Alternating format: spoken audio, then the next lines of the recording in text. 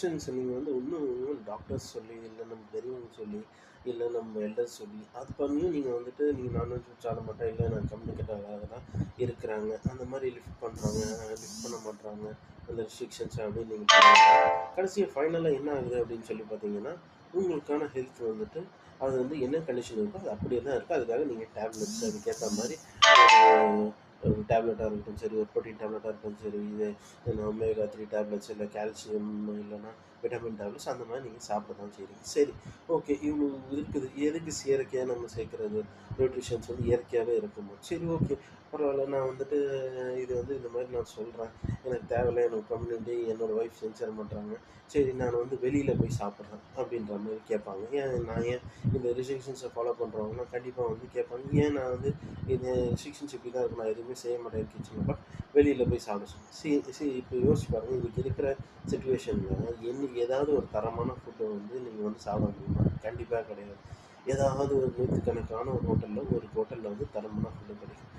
எல்லா ஹோட்டல்லையுமே வந்து பார்த்தீங்கன்னா, நீங்கள் என்ன ஃபுட்டு கொடுக்குறீங்களோ, சாப்பிட்றீங்களோ, எல்லாமே வந்துட்டு பார்த்தீங்கன்னா, தரம் வந்து தாழ்ந்து தான் இருக்குது. இது ஃபுல்லாகவே கிட்டத்தட்ட வந்துட்டு எல்லா ஃபுட்ஸும் வெஜ்ஜிலும் சரி, நான்வெஜ்ஜிலும் சரி.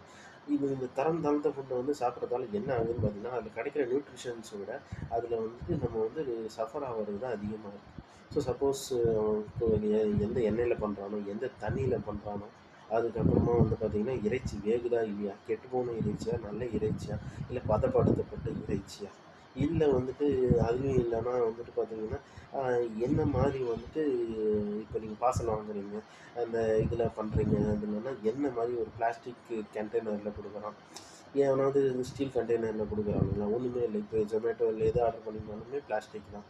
ஸோ இந்த மாதிரி வந்துட்டு இவ்வளோ பிரச்சனை இருக்குது வெளியில் சாப்பிட்றது. இல்லை, வெளியில் சாப்பிடுங்க, இல்லைன்னு சொல்லல. பட் இந்த மாதிரி ஒரு நியூட்ரிஷன் தேவைப்படும்போது, நீங்கள் வெளியில் வந்து ப்ரிஃபரன்ஸ் கொடுத்துட்டு, வெளியில் சாப்பிட்டுட்டு, வீட்டில் வந்து செய்யாமல் இருக்கிறது வந்துட்டு ஒரு சரியான ஒரு செயலே இல்லை. நீங்கள் வந்து முடிஞ்ச அளவு வந்துட்டு வீட்டில் வந்து ரெஸ்ட்ரிக்ஷன்ஸை லிஃப்ட் பண்ணிவிட்டு நீங்கள் பண்ணிங்கன்னா தான். இல்லைன்னா தேவையில்லாத இந்த வெளியில் சாப்பிட்றதால நியூட்ரிஷனுக்காக சாப்பிட்டு கடைசியில் வந்துட்டு நமக்கு வந்துட்டு எல்லா ப்ராப்ளம்ஸும் வந்துடும். ஸ்டமக் ப்ராப்ளம்ஸ் வந்துடும், டைஜஷன் ப்ராப்ளம்ஸ் வந்துடும், அப்புறம் கொலஸ்ட்ரால், அப்புறம் வந்துட்டு இந்த நமக்கு வந்துட்டு இருக்கிற டென்ஷனு, நம்ம ஹைப்பர் டென்ஷன், பிபி, அந்த மாதிரி வந்து எல்லாமே வந்துட்டு பார்த்திங்கன்னா சுகர் எல்லாமே வந்துட்டு வரதான் செய்யுது. ஸோ இதுக்காக வந்துட்டு ஜென்ஸ் வந்து இதெல்லாம் வந்து இந்த பிரச்சனைலாம் வந்துட்டு ஃபேஸ் பண்ணுறாங்க. ஸோ அதனால் மோஸ்ட்டாக முடிஞ்ச அளவு வந்துட்டு நீங்கள் வந்து வீட்டிலேயே சமைச்சு முடிஞ்ச அளவு இந்த வீட்டில் ரெஸ்ட்ரிக்ட் பண்ணுறாங்கன்னா தயவுசெய்து வந்து அந்த ரெஸ்ட்ரிக்ஷன்ஸை வந்துட்டு தவிர்த்துட்டு சாப்பிட்றது நல்லது.